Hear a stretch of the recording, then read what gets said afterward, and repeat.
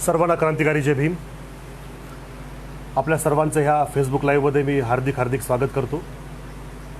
सध्या महाराष्ट्रामध्ये परदेशी शिष्यवृत्तीमध्ये जी उत्पन्नाची अट लावलेली आहे त्यावरून सर्व स्तरातून निषेध व्यक्त होत आहे आणि या उत्पन्नाच्या अटीवरती सध्या अतिशय क्लेशकारक असा ब्लेम गेम देखील खेळण्यात येत आहे। म्हणून ही नेमकी उत्पन्नाची अट काय आहे, संविधानिक तरतुदी काय आहेत आणि नेमकं शेड्यूल कास्टला बौद्धांना उत्पन्नाची अट लावता येते का नाही याबद्दलचं आपण ह्या ठिकाणी सर्वेक्षण करणार आहोत। सर्वप्रथम आपण हा जो शासक वर्ग आहे ह्या शासक वर्गाला निक्षून सांगितलं पाहिजे की भारताचं संविधान हे दुसरं तिसरं काही नसून ब्राह्मण, क्षत्रिय, वैश्य, शूद्र, अतिशूद्र, आदिवासी, भटके विमुक्त आणि तमाम असे जे भारतातील विविध घटक आहेत त्यांच्यामध्ये झालेला तह आहे। तह it's a social pact.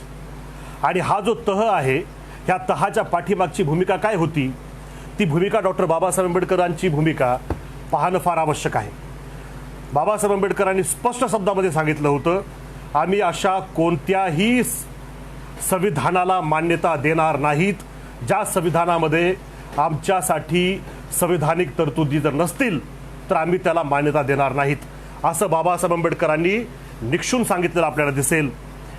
Babasaheb Ambedkar संविधानाच्या या पूर्वपीठिकेबद्दल काय बोलतात, मी आपल्याला बाबासाहेबांची काही कोटेशन या ठिकाणी वाचून दाखवतो। बाबासाहेब आंबेडकर जेव्हा संविधान सभेच्या निवडणुका होऊ लागल्या त्या निवडणुकांच्या अगोदर जेव्हा सभा झाल्या त्या सभामध्ये भाषण करताना बाबासाहेब म्हणाले की बाप मरत असताना आपली इस्टेट कोणाकडे जावी याचे मृत्यूपत्र करत असतं। इंग्रजांनी जाहीर केलं आहे की हा देश ते आता सोडून जाणार आहेत। मरणार असलेल्या बापाप्रमाणे इंग्रजांनी आपले मृत्यूपत्र करून ठेवलंय। बाप जसा आपल्या पाठीमागं इस्टेटीचं वारस कोण हे ठरवत असतो त्याचप्रमाणे इंग्रजांनी देखील या देशाचे वारस ठरवलेले आहेत। त्यांनी जाहीर केलंय की या देशातील ब्रिटिश सत्तेचे वारस दोन, ते म्हणजे हिंदू आणि मुसलमान। आम्ही अस्पृश्य ज्या शेड्यूल कास्ट म्हणतात, आम्ही हिंदू पण नाहीत मुसलमान पण नाहीत, आमचा हिस्सा कुठे आहे, हा डॉक्टर बाबासाहेब आंबेडकरांनी खडा सवाल त्या काळामध्ये केलेला आपल्याला आढळेल। पुढे जेव्हा ह्या सर्व भवतीनं भवती होऊन संविधान सभेचं गठन झालं त्या संविधान सभेमध्ये डॉक्टर बाबासाहेब आंबेडकरांचं जे पहिलंच भाषण झालं होतं त्या भाषणामध्ये बाबासाहेब आंबेडकर काय म्हणाले होते ते आपण बघूया। बाबासाहेब आंबेडकर स्पष्टपणे त्या ठिकाणी म्हणाले पहिल्याच भाषणामध्ये, याची मला जाणीव आहे की आपण एक दुसऱ्यांविरुद्ध लढणाऱ्या छावण्यांचा समूह आहोत आणि मी तर यापुढेही जाऊन म्हणेल, मान्य करेल की बहुशः अशाच एका छावणीचा मीही एक नेता आहे। परंतु महोदय, हे सर्व जरी खरे असले तरी मला पूर्ण खात्री आहे की अनुकूल काळ व परिस्थिती निर्माण केल्यास जगातील कोणतीही शक्ती या देशाला एक होण्यापासून परावृत्त करू शकणार नाही।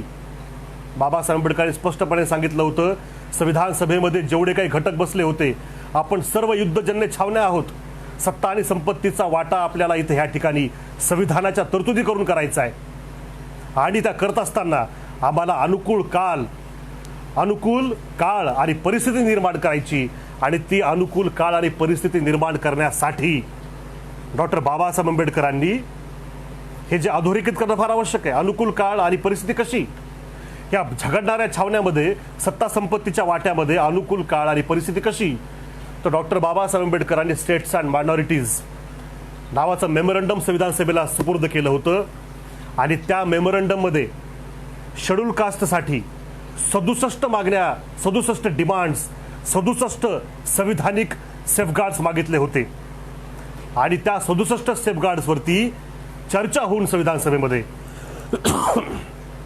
आमच्यासाठी केवळ 7 अटीच मान्य करण्यात आल्या। केवळ 7 अटी, 67 मधल्या 7 अटी आम्हाला मान्य करण्यात आल्या आमच्या आणि 60 अटीनं आम्हाला पाणी फेकावं लागलं तरी सुद्धा डॉक्टर बाबासाहेब आंबेडकरांनी ते स्वीकारलं का, कशामुळे माहित आहे?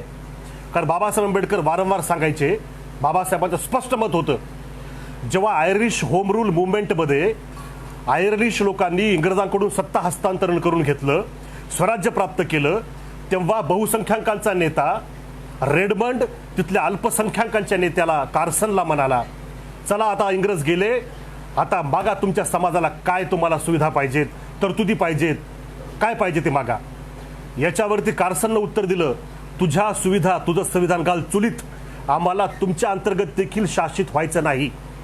डॉक्टर बाबासाहेब आंबेडकरांनी ब्राह्मण बनिया क्षत्रियांना स्पष्टपणे सांगितलं होतं की तुमच्या अटी घाला चुलीत, आम्हाला तुमच्या अंतर्गत शासितच व्हायचं नाही असं तुम्ही म्हणाल नाही. आमच्या मिनिमम मागण्या, मिनिमम सेफगार्ड्स तुम्ही मान्य करा, आम्ही तुमच्या शासनाअंतर्गत शासित व्हायला तयार आहोत, असा बाबासाहेब आंबेडकरांचा आग्रह होता.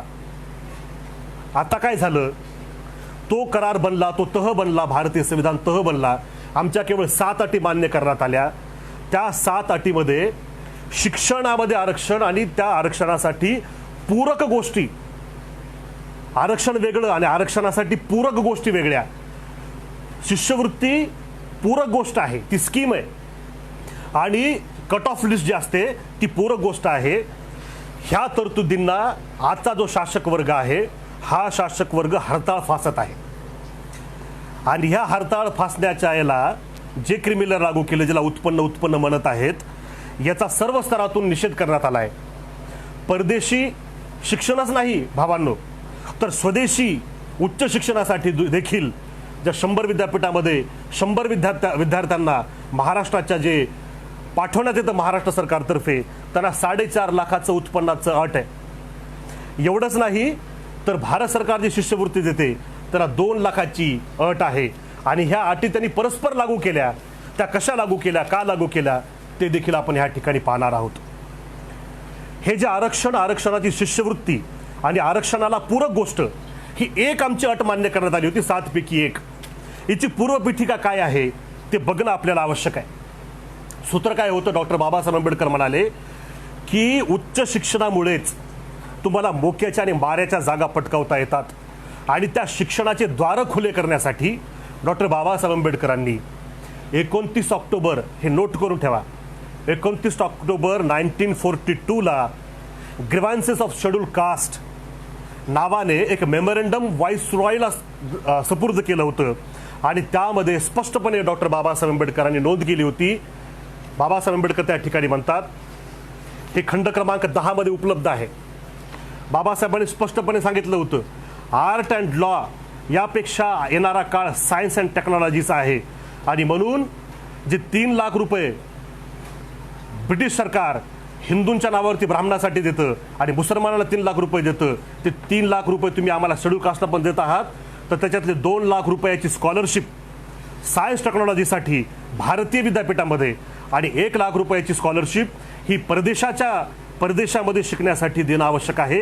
विशेषतः universities in England, the dominions in Europe and America. हे 1942ची मागणी आहे भावांनो. परदेशामध्ये शिक्षणामधली शिष्यवृत्ती ही काय काँग्रेस, बीजेपी, राष्ट्रवादी, इतर हे जे शासक वर्ग आहे त्यांनी केलेला उपकार नाही. याच्या पाठीमागे पूर्वपीठिका 1942 पासून आहे. पुढे डॉक्टर बाबासाहेब आंबेडकर 10 डिसेंबर 1945च्या भाषणामध्ये काय म्हणतात बघा. बाबासाहेबांचं भाषण आहे. बाबासाहेब आंबेडकर स्पष्टपणे त्याच्यामध्ये म्हणतात की ही जी तरतूद आहे उच्च शिक्षणाची आणि परदेशी शिक्षणाची, ही करण्यासाठी जेव्हा मी ह्या लोकांसोबत चर्चा केली, ती चर्चा काय केली होती ती बाबासाहेब आंबेडकरांनी ह्या ठिकाणी नोंदवून ठेवलेली आहे. बाबासाहेब सांगतात की ब्राह्मणांसाठी हिंदूंच्या नावावरती आणि मुसलमानांसाठी 19 लाख रुपये भांडवल पुरवून ब्रिटिशांनी विद्यापीठ स्थापन केले. आम्हाला काय दिलं तुम्ही, तर 3 लाख रुपये तुम्ही त्यांना आणखी वार्षिक देता. तर हे 3 लाख रुपये जे तुम्ही आम्हाला देतायत, त्या 3 लाख रुपयामध्ये 300 कॉलेजच्या शिष्यवृत्त्या द्या, प्रत्येकी 60 रुपयाच्या, आणि 30 विद्यार्थ्यांना विलायतेला शिक्षणासाठी पाठवा, अशी तरतूद मी ह्या ठिकाणी केलेली आहे असं डॉक्टर बाबासाहेब आंबेडकर सांगतात. आणि पुढे बाबासाहेब काय म्हणतात बघा, जवळपास 16 विद्यार्थी मी प्रदेशामध्ये ह्या 3 लाखाच्या ह्या स्कीममध्ये पाठवलेले आहेत. त्याच्यामध्ये एक मांग देखील आहे, एक भंगी, एक चांभार देखील पुष्कळ आहेत असं बाबासाहेब आंबेडकरांनी या ठिकाणी नोंदवलेलं आपल्याला आढळेल. एवढंच नव्हे तर 14 ऑक्टोबर 56ला धर्मांतराच्या दिवशी डॉक्टर बाबासाहेब आंबेडकरांनी परदेशामध्ये शिक्षणामध्ये पाठवत असताना आम्हाला शिष्यवृत्ती का पाहिजे, परदेशामध्ये जाण्यासाठी स्कीम का पाहिजे, याचं सुतोवाच बाबासाहेब आंबेडकरांनी या ठिकाणी केलेलं होतं. मी तुम्हाला बाबासाहेब आंबेडकर 14 ऑक्टोबर 56ला काय म्हणाले होते की तुम्हाला मी सांगतो. बाबासाहेब म्हणतात की मी एके दिवशी लिनलिथगोकडे गेलो आणि शिक्षणावरच्या खर्चाबाबत म्हणालो, तुम्हाला राग येत नसेल तर प्रश्न विचारू, मी एकटा 50 ग्रॅज्युएटच्या समान आहे की नाही. तर लिनलिथगोला हे मान्य करावं लागलं. नंतर मी परत त्यांना प्रश्न विचारला, त्याचं कारण काय. लिनलिथगो म्हणले मला कारण माहीत नाही. बाबासाहेब आंबेडकर म्हणतात, मी म्हणालो की माझी विद्वत्ता एवढी मोठी आहे की मी राजवाड्याच्या टोकावर जाऊन बसू शकतो. मला अशी माणसं हवी आहेत कारण तेथून सर्वत्र टेहळणी करता येते. आमच्या लोकांचे संरक्षण करावयाचे असेल तर अशी पारद करणारी माणसं निर्माण झाली पाहिजेत. कारकून काय करणार. त्या सरशी लिनलिथगोला माझं म्हणणं पटलं व त्या वर्षी 16 विद्यार्थ्यांना विलायतेला उच्च शिक्षण घेण्यासाठी पाठवण्यात आलं. त्या 16 जणांपैकी काही मडकी जशी कच्ची काही पक्की असतात त्याप्रमाणे काही कच्ची आणि पक्की निघाली. ही गोष्ट निराळी. पुढे बाबासाहेब काय म्हणतात बघा. राजगोपालचारी हा जो ब्राह्मण होता यानं ही उच्च शिक्षणाची परदेशामध्ये शेड्यूल कास्टला पाठवण्याची उच्च शिक्षणाची योजना रद्द करून टाकली. 1956ला बाबासाहेब आंबेडकर स्पष्टपणे त्या धर्मांतराच्या दिवशी सांगताना आपल्याला दिसतात. राजगोपालचारीने 1956ला परदेशामध्ये जे आमचे विद्यार्थी शिक्षणासाठी जात होते ती योजना होती शिष्यवृत्तीची, ती रद्द केली. गव्हर्नमेंट ऑफ इंडियाची शिष्यवृत्ती सुरू झाली भारतामध्ये 1996ला आणि महाराष्ट्रामध्ये परदेशामध्ये विद्यार्थ्यांना पाठवायची शिष्यवृत्ती 2003ला सुरू झाली. एवढंच नाही तर भारतातल्या जे टॉपचे विद्यापीठ आहेत त्याच्यामध्ये 100 विद्यार्थ्यांसाठी शिष्यवृत्ती देखील महाराष्ट्र सरकारने 2003ला 11 जून 2003ला सुरू केली. परंतु आता ही सुरू का केली याच्या पाठीमागे देखील तत्कालीन परिस्थिती महत्त्वाची आहे. जी शिष्यवृत्ती ह्या शासक वर्गानं 1956 पासून 2003 पर्यंत बंद केली होती ती 2003ला परत का लागू केली. याच्या तत्कालीन परिस्थितीमध्ये तुम्हाला उत्तर भेटेल भावांनो बहिणींनो. 2003च्या आजूबाजूला उत्तर प्रदेशचं राजकारण, आमचे मान्यवर, हे सर्व नेतृत्व तुम्ही बघा तेव्हा तुम्हाला लक्षात येईल की ही स्कीमच्या पाठीमागे काय होतं. आता ही स्कीम सुरू केली, त्या स्कीममध्ये मात्र मेख मारली. मेख काय होती. मेख मारली, उत्पन्नाची अट टाकली. उत्पन्नाच्या अटीला ज्युडिशियल भाषेमध्ये, न्याय प्रक्रियेच्या भाषेमध्ये क्रिमी लेअर असे म्हणतात. क्रिमी लेअर म्हणजे सर्वसामान्य भाषेमध्ये उत्पन्नाची अट आणि उत्पन्नाची अट ज्युडिशियल भाषेमध्ये क्रिमी लेअर असते. त्यामुळे दोन्हीमध्ये काही फरक आहे अशातला काही भाग अजिबात नाही. हे जे क्रिमी लेअर आहे हे क्रिमी लेअर नेमकं कुठून आलं. 1971ची जी सत्तनातन रिपोर्ट होती तमिळनाडू गव्हर्नमेंटची त्याच्यामध्ये 20 रूपानं क्रिमी लेअरची तरतूद तुम्हाला आढळेल. एवढंच नाही, मधुलिमय नावाचा जो पुण्याचा समाजवादी ब्राह्मण होता त्याने देखील स्वतः समापनी आरक्षण नावाच्या त्याच्या सिद्धांतामध्ये हे क्रिमी लेअरची तरतुदीचा सुतोवाच केलेला आपल्याला आढळेल. 1992ला इंदिरा साहनी केसमध्ये स्पष्टपणे सुप्रीम कोर्टने सांगितलं की क्रिमी लेअर लागू करण्यात आला पाहिजे. ओबीसीच्या बांधवांना, आमच्या ओबीसीच्या बांधवांना क्रिमी लेअर लागू करण्यात आला. मुळात तोच असंवैधानिक आहे आणि तोच एक प्रकारे अन्याय फार मोठ्या प्रमाणामध्ये 52% ओबीसीवरती करण्यात आला. ते झाला. 1993ला रूल करण्यात आले आणि त्या रूल्समध्ये 2 रूल करण्यात आले होते. एक रूल होता की group A class 1, group B class 2, employees of a public undertaking sector आणि आर्म्ड फोर्सेस डिफेन्स सर्व्हिसेसमधले जेवढे काही लोक असतील त्यांच्या पाल्यांना आरक्षण, त्याच्या योजना, त्याच्या शिष्यवृत्त्या मिळणार नाहीत. आणि दुसरा रूल तयार केला होता department of personnel and training DOPTने. तो रूल होता क्रिमी लेअरचा इन्कम क्रायटेरिया. आणि ह्या इन्कम क्रायटेरियाची व्याख्या काय होती तर माननीय सुप्रीम कोर्टाने ह्या इन्कम क्रायटेरिया, उत्पन्नाची अट ज्याला क्रिमी लेअर म्हणतात ज्युडिशियल भाषेत, त्याची व्याख्या केली होती. ती व्याख्या काय होती some members of a backward class who are socially, economically as well as educationally advanced as compared to the rest of the members of that community, they constitute the forward section of that particular backward class and eat up all the benefits of reservations meant for that class without allowing benefit to reach the truly backward members. ही क्रिमिलेअरची व्याख्या आहे supreme कोर्टने केलेली. Supreme कोर्टने जो economic criteria संविधानात नव्हता तो judicial रिव्ह्यूच्या नावाखाली याच्यामध्ये घुसडला. हेच मुळामध्ये अन्यायकारक आहे, परंतु ते झालं. आणि हा जो क्रायटेरिया आहे क्रिमिलेअरचा उत्पन्नाचा, हाच अप्रत्यक्षपणे शेड्यूल कास्टच्या स्कीम्समध्ये, शेड्यूल कास्टच्या योजनांमध्ये लावण्यात आलेला आपल्याला दिसेल. एवढंच नाही, 2006च्या नागराज केसमध्ये प्रमोशनचा मुद्दा होता, परंतु प्रमोशनचा मुद्दा राहिला बाजूला.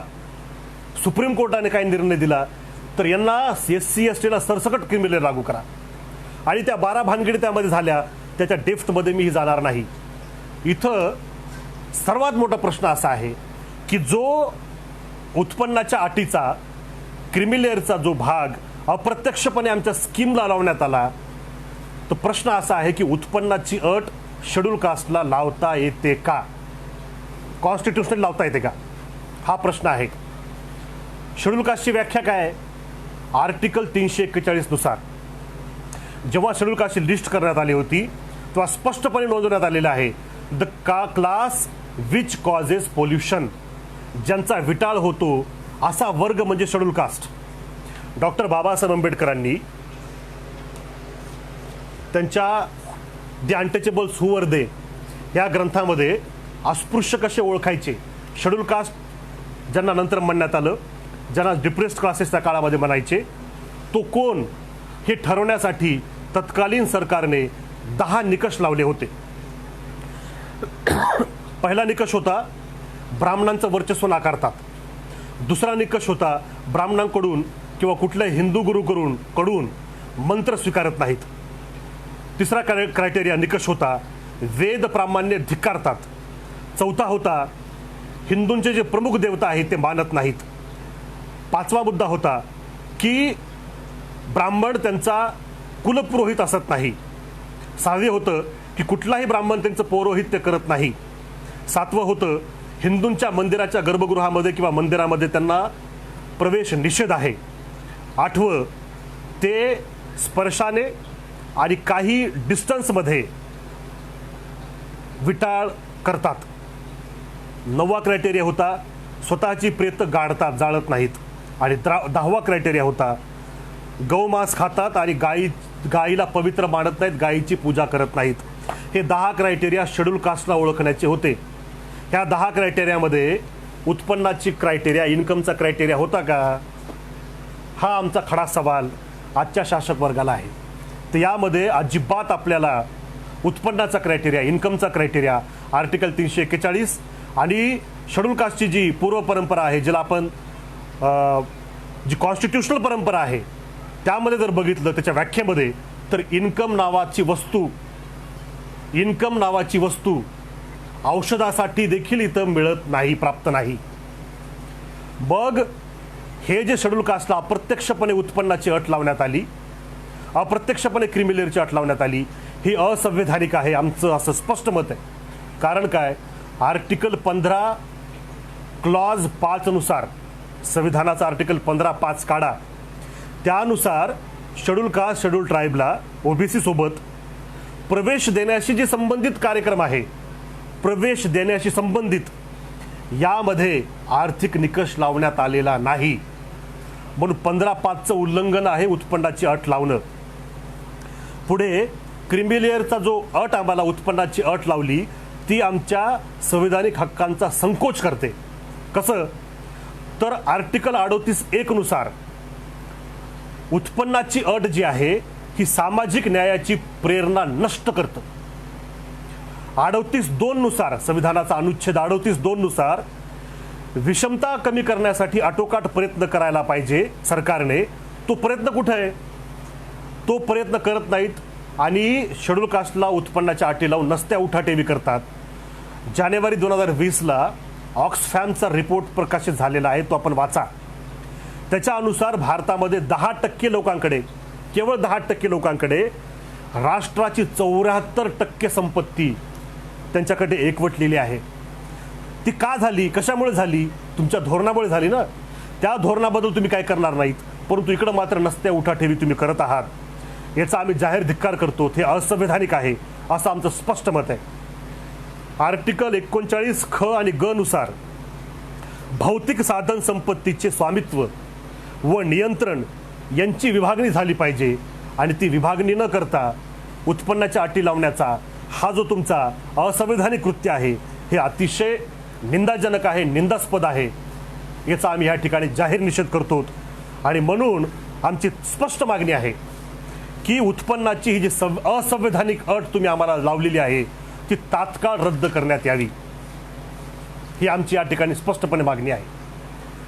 काही लोक काय आक्षेप घेत आहेत, जर आपण त्यांना म्हटलं की उत्पन्नाची अट रद्द करण्यात यावी तर असा आक्षेप घेण्यात येतो ज्या आक्षेपाला आपण आपल्या मराठीच्या भाषेतील म्हणीप्रमाणे चोराच्या उलट्या बोंबा असं आपण म्हणू शकू. त्या चोराच्या उलट्या बोंबा काय आहेत? अरे तुम्ही उत्पन्नाची अट रद्द करायला लावू नका, कारण उत्पन्नाच्या अटीमुळे गोरगरिबांना फायदा होतो आणि धनदांडग्यांना मात्र बाजूला सारता येतं. आणि उत्पन्नाची अट नाही लावली तर धनदांडगे मात्र सगळ्या सोयी सुविधा आणि ह्या योजना लाटतात, असा एक आक्षेप आमच्या ह्या मुद्द्यावरती घेण्यात येताना दिसत आहे. याला आमचं उत्तर काय?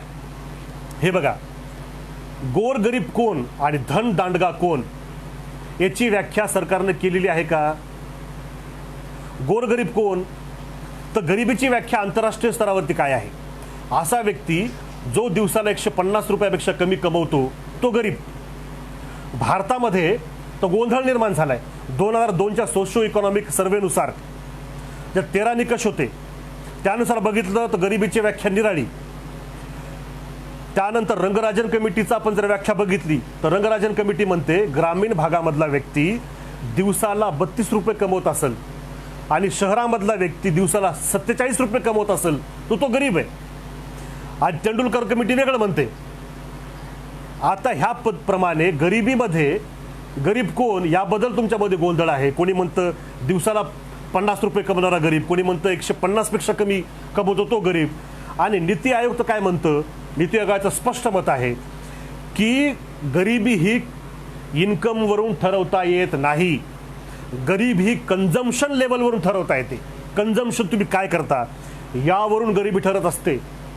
उदाहरणार्थ 6 लाख माझं वर्षाचं उत्पन्न आहे, 7 लाख धरा, 7 लाखाला याच्यातून काढून टाकलेलं आहे, तर 7 लाख रुपयेचं उत्पन्न मी घर भाडं करायला करू, इलेक्ट्रिसिटी बिल द्यायला करू, पोराला शिकायला देऊ का का त्या परदेशी विद्यापीठाची फीस भरायला देऊ?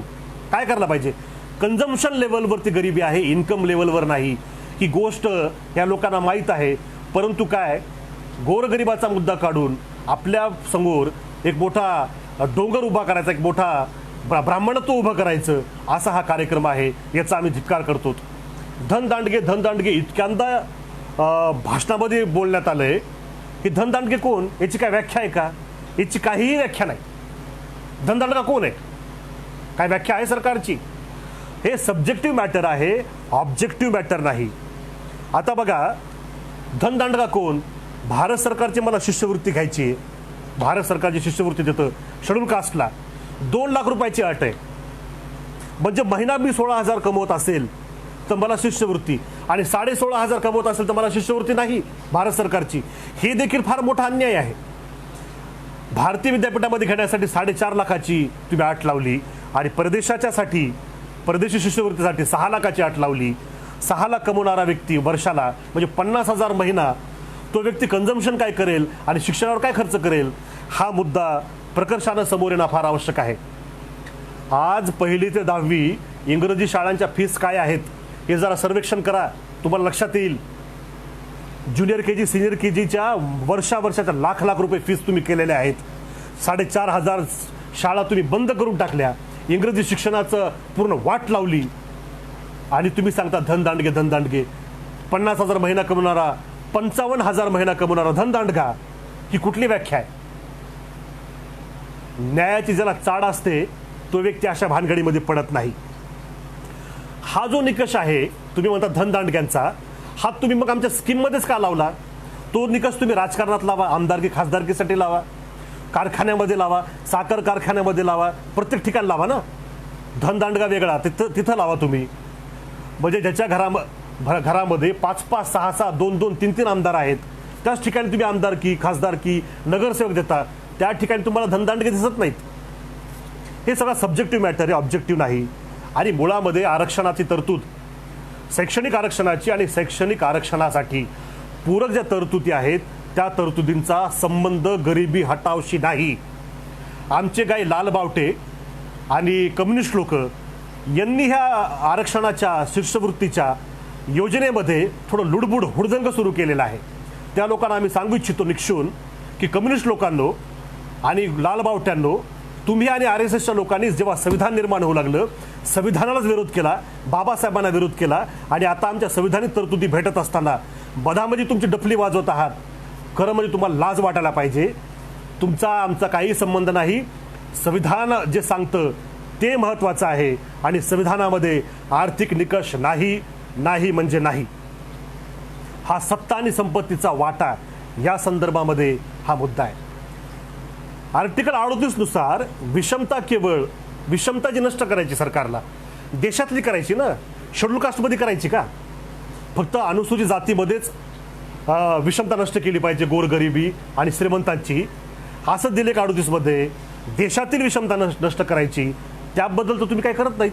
तो नीरव मोदी, तो मेहुल चोक्सी, कोट्यावधी रुपये अब्जावधी रुपये तुमचे लुटून पळून गेला, त्या ठिकाणी तुम्ही काही बोलणार नाहीत. महाराष्ट्रामध्ये कित्येक घोटाळे आहेत, त्याच्यामध्ये तुम्ही काही बोलणार नाहीत. आणि इकडं मात्र शेड्यूल कास्टमध्ये लुडबुड करता. ही फार भयानक गोष्ट आहे.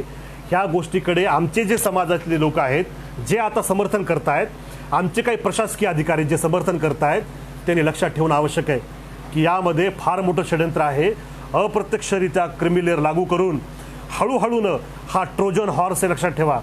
आणि हा ट्रोजन हॉर्स आज शिष्यवृत्तीला लागू आहे, येत्या काळामध्ये आरक्षणावरती सुद्धा येऊ शकेल.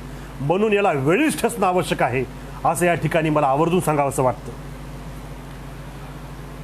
महाराष्ट्रामध्ये, भारतामध्ये आमची लोकसंख्या 16% आहे शेड्यूल कास्टची. आम्हाला बजेटमध्ये किती तरतूद आहे? महाराष्ट्रामध्ये 2 कोटी लोकसंख्या शेड्यूल कास्टची आहे. ही 2 कोटी लोकसंख्या शेड्यूल कास्टची, तिचं 2 कोटीचं सगळ्यांचं जर का इन्कम गोळा केली आणि फक्त 100 आमदार किंवा 48 खासदार महाराष्ट्रातले बाजूला ठेवले, तर त्यांची संपत्ती 2 कोटी SCच्या पेक्षा तिप्पट निघल. हे बघा तुम्ही, या आकडेवारीत तुम्ही करा. काय सांगताय तुम्ही? हे तुम्ही फार म्हणजे ह्यामध्ये गरिबींचा पुळका वगैरे मुद्दा नाही, हे आपण लक्षात घेणं आवश्यक आहे.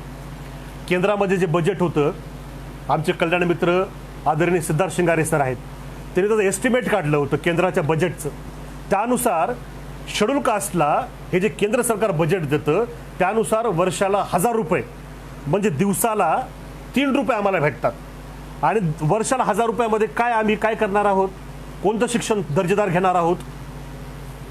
शिक्षण वाघिणीचं दूध आहे, जो प्राशन करेल तो गुरगुरल्याशिवाय राहणार नाही, असा संदेश बाबासाहेबांचा नव्हता? तो कसा होता बघा?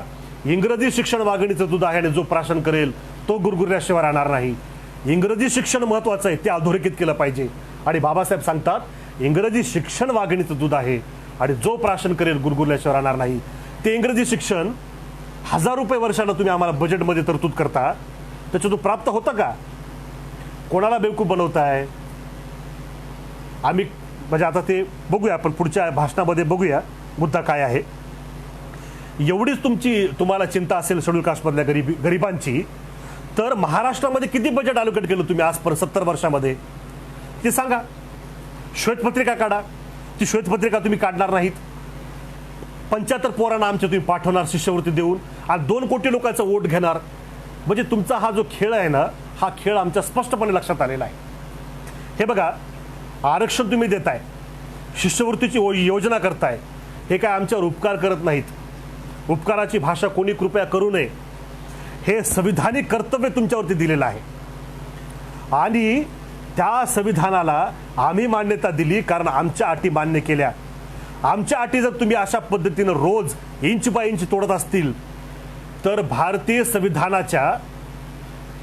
संविधान जे तह म्हणून मान्य केला आहे तो तुम्ही तोडत असताल तर मग आम्ही का पाळावा, हा देखील प्रश्न आता आमच्या पुढे येत्या काळामध्ये येत आहे. आम्ही देखील आमच्या लोकांना आता सांगू, जर शासक वर्ग संविधान पाळत नसेल तर आम्ही का म्हणून पाळायचा. हा तह जर तुम्ही तोडत असताल, पावलोपावली तोडत असताल तर हा तह आम्ही कशा पद्धतीने तोडू ते देखील तुम्ही येत्या काळामध्ये बघाल. माननीय समाज कल्याण मंत्री मुंडे साहेब यांनी काल प्रदीर्घ असं 8.5 मिनिटांचं स्पष्टीकरण दिलं. त्यांनी जी भूमिका मांडली ती भूमिका महाराष्ट्र सरकारची आहे का, ते ज्या पक्षाची आहे त्या राष्ट्रवादी काँग्रेस पक्षाची आहे का, माननीय मुख्यमंत्री साहेब यांची ती आहे का, हे त्यांनी स्पष्ट करणं आवश्यक आहे. कारण काय, आर्थिक निकष तुम्ही शेड्यूल कास्टला लावू शकत नाहीत, क्रीमी लेअर लावू शकत नाहीत, आरक्षणामध्ये लावू शकत नाहीत. आरक्षणाला ज्या पूरक गोष्टी आहेत, शिष्यवृत्ती असेल, स्कीम असेल, कट ऑफ लिस्ट असेल, त्याला देखील तुम्ही ती क्रीमी लेअरची अट लावू शकत नाहीत, उत्पन्नाची अट लावू शकत नाही, ती असंवैधानिक आहे. त्यामुळे तुम्ही ही भूमिका जी आहे ती स्पष्ट करणं आवश्यक आहे. आणि हे जे शिष्यवृत्ती देत आहे ती काय स्वतःच्या खिशातून तुम्ही देत नाहीत. जसा सत्ता संपत्तीवरती हिंदूंचा अधिकार आहे तसा शेड्यूल कास्ट आणि बौद्धांचा देखील अधिकार आहे, हे तुम्ही लक्षात घ्या. तुम्ही जी भूमिका घेतली आहे ती भूमिका असंवैधानिक आहे हे स्पष्ट होतंय. परदेशामध्ये जी शिष्यवृत्ती असते किंवा स्वदेशामध्ये त्यामध्ये काय अडचणी येतात या संदर्भामध्ये समाजातील वरिष्ठ वर्गाने, आमच्या सिनियर लोकांनी महत्त्वाचे काही पोस्ट तयार केलेले आहेत. एक ईमेल देखील तयार केलेला आहे. तो ईमेल मी खाली कॉमेंटमध्ये टाकेल. तो ईमेल म्हणजे आमची स्पष्ट भूमिका आहे असं ह्या ठिकाणी आम्ही जाहीर करतो. आणि शेवटी कन्क्लुजनमध्ये एक महत्त्वाचा मुद्दा ह्या ठिकाणी अधोरेखित करतो आणि थांबतो. मुद्दा असा आहे की तुम्ही आरक्षण देता, शिष्यवृत्ती देता, योजना देता, ते 2 कोटी महाराष्ट्रातले अस्पृश्य, शेड्यूल कास्ट, बौद्ध आणि भारतातील 16 कोटी जनता यांच्यावर उपकार करत नाहीत. संविधान हे आम्ही तह म्हणून स्वीकारलेलं आहे आणि तुमच्या बापजाद्याने देखील ते तह म्हणून स्वीकारलेलं आहे. संविधानाचा अभ्यास आपण वाढवणं आवश्यक आहे. आणि तो तह आम्ही कशामुळे केला होता, स्पष्टपणे सांगितलं होतं, आमच्या मिनिमम मागण्या मान्य करा, आम्ही तुमच्या शासना सत्तेखाली शासित व्हायला तयार आहोत. 67 मागण्यापैकी 7च मागण्या तुम्ही मान्य केल्या. 60 मागण्यावरती आम्हाला पाणी फेकावं लागलं, तरी देखील आम्ही तुम्हाला कन्सेंट दिला की तुम्ही आमच्यावर राज्य करा. आता त्या 7 अटी देखील तुमच्या डोळ्यामध्ये दिसायला लागल्या. किती भयानक गोष्ट आहे. म्हणून हा जर तह तुम्ही तोडत असताल तर ब्रोकन सोशल पॅक्टच्या काळामध्ये भारत जातोय का काय, हा प्रश्न आमच्या समोर आता उभा आहे. शेड्यूल कास्ट 16 कोटी शेड्यूल कास्टच्या वतीनं एक त्यातला एक घटक म्हणून मी स्पष्टपणे सांगू इच्छितो की भारतीय संविधान जे सोशल पॅक्ट आहे तो जर तुम्ही तोडत असताल तर आम्हाला देखील आमची भूमिका आहे त्या काळामध्ये तिचं आम्हाला पुनर्सिंहावलोकन करणं आवश्यक आहे. डॉक्टर बाबासाहेब आंबेडकरांनी what Congress and Gandhi have done to the untouchables ह्या ग्रंथाच्या सुरुवातीला थुसिडाईड्सचं एक वाक्य टाकलं होतं. ते वाक्य मी तुम्हाला वाचून दाखवतो आणि थांबतो. बाबासाहेब आंबेडकर स्पष्टपणे म्हणाले होते, it may be your interest to be our masters but how can it be ours to be your slaves. हे तुमचा इंटरेस्ट असेल हो आमचे मालक बनण्याचा, पण आम्ही तुमचे गुलाम का व्हावं. आमचा देखील वाटा आहे, आमचा देखील हिस्सा आहे, तो हिस्सा टाका आणि बाकीच्या काय गोष्टी आहेत त्यानंतर बघूया. धन्यवाद. जय भीम, जय शिवराय, ओम मणिपद्मे हुम.